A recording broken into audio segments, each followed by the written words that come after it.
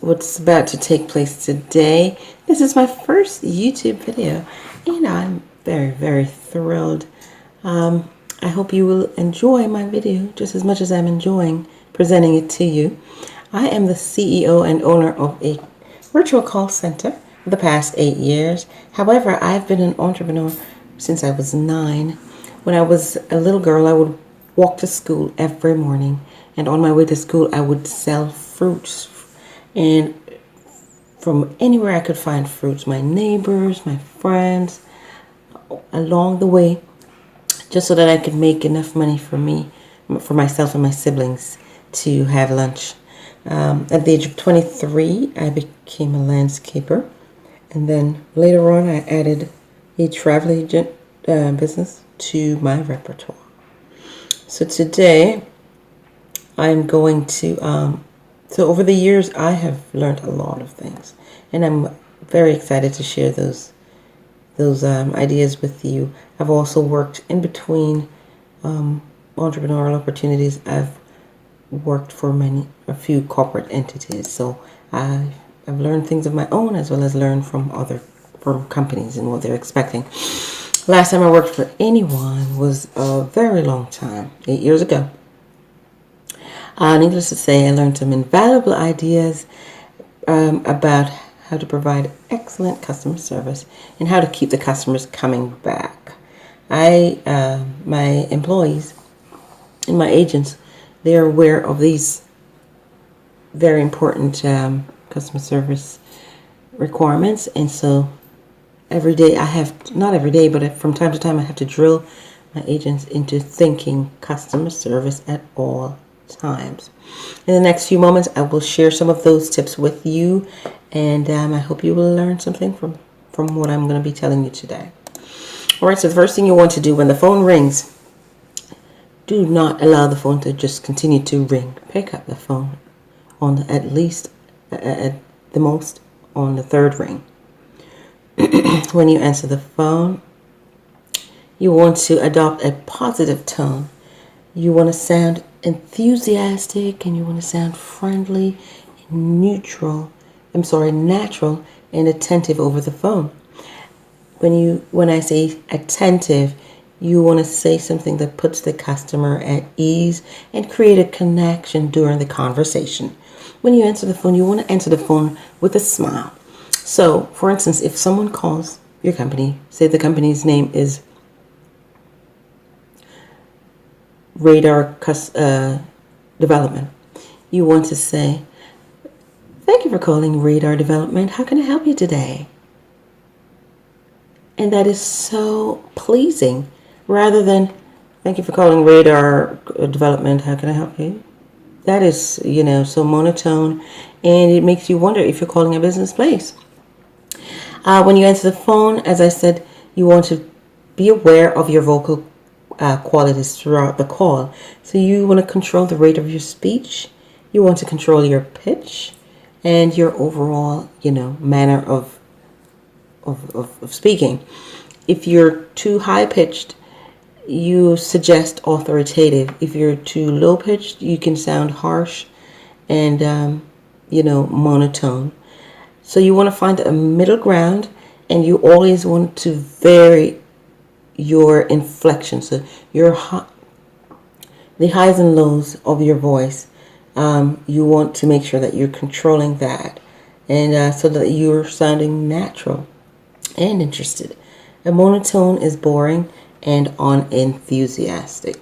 So the rise and fall of your voice is what's going to make the conversation interesting. The next thing you want to do when you're talking to a customer is you want to make sure that you are actively listening to the customer. Don't just, when the phone rings and you answer the phone, the customer is talking, you're hearing, but you're not actually listening. And by listening, you are hearing everything, but you're also picking out the most important information. So sometimes you have to ask the customer to repeat what they're saying, but you don't want to ask them to repeat all the time, because that is telling the customer that you're not hearing. So what I would suggest is that you repeat what the customer says just to confirm or to verify.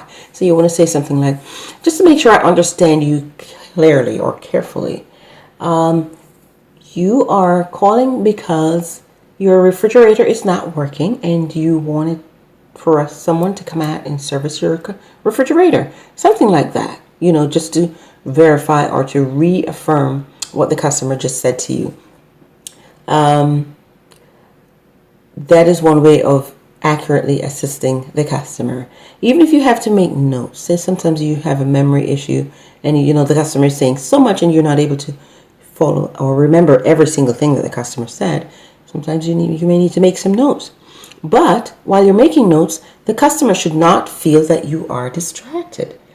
I agree, sometimes the customer says a multitude of things, but you are there to hear the most important thing, the issue that the customer is calling about, the concern that the customer is calling about. This only serves to improve productivity and also service. The next thing you want to do is to make sure that you enunciate clearly, speak clearly.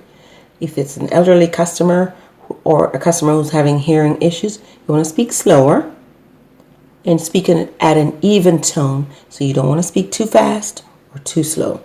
You repeat the customer's issue or question just to make sure both of you are clear.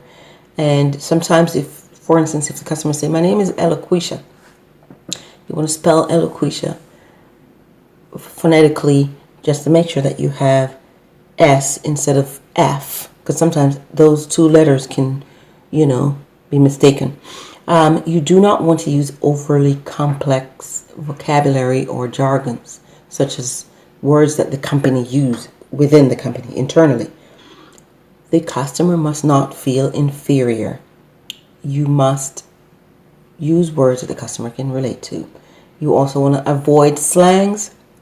You want to avoid filler words such as yeah, those kinds of things. Dude, you don't want to use words that detract from the quality of the interaction, and you want to make will make constructive problem solving harder to attain. So that is very important for you to bear in mind. Next thing you want to make sure of is you want to be sincere. You want to include, when the customer calls, you want to make sure that you include the company's name, your name. So for instance, if a customer calls, you want to say, thank you for calling DAV Car Business Solutions. My name is Charmaine, and how can I assist you? And if the customer asks you something, you don't want to say, I don't know, or I can't do that, or just a second. No. You would want to say, I want to make sure I'm giving you the correct information, so let me go ahead and research that for you. And if I can't find the answer for you, I will definitely point you to the person, to the department that will handle that situation for you. Now, if you're receiving a transferred call, or if you're working the switchboard, you want to state the name of the department you're in order to give the client the appropriate information. Doing this will ease the customer exchange and let them know that you're calm and you're ready to help. If you have to transfer the customer, you want to make sure that you tell the customer where you're sending them to. And if you have to put them on hold, you want to let them know or ask them if it's okay to put them on a brief hold before you transfer them to such and such a department. And you want to, transition the customer so that they're not at a loss, or they have to repeat everything they just told you about why they're calling. That's just not right. Now, another thing that is going to show the customer that you're paying attention or provide excellent customer service is you want to personalize the call. You want to use the customer's name. You don't have to overuse it. You can say the customer's name at the beginning of the call, sometime during the call, or at the end of the call. You want to sometimes what I've done in the past and still do is I ask the customer, is it okay for me to call you by your first name or your last name? And how do you spell your name, or how do you pronounce it? You want to make sure that you should not be afraid to ask them for the proper pronunciation, because some people are very big on pronouncing. Most customers appreciate that gesture. They connect with you right there. You want to make sure you get the spelling correct. They value that personal touch that you provide. Okay? And then finally, you want to leave the customer satisfied. There are ways to leave the customer satisfied. You can answer their questions, or resolve their concern or their issue. And if you do not have the answer, like I said earlier, you can research for the customer, or you can point them to the person who can help. That is very important for the customer. So whenever you're handling clients over the phone, remain positive. Do all that you can to satisfy them. Empathize with them when necessary, and be personable. Sometimes you can say something that is funny, make them laugh, or find the humor in what they're saying. You know, they will recognize when they're being treated with courteousness, care, and consideration when you translate to, which usually translates to repeat business. So you want to make note of that. I hope that you have learned some very important things about providing customer service. They're simple, but they go a very far way, and they bring you repeat business. Please, if subscribe to my channel, and click on that bell so that you'll be alerted on future videos. Now, my next video coming up, I will be educating you or talking to you on how to deal with angry customers without getting angry yourself. Please subscribe. Again, I say, please subscribe. I appreciate you tuning in and watching my video.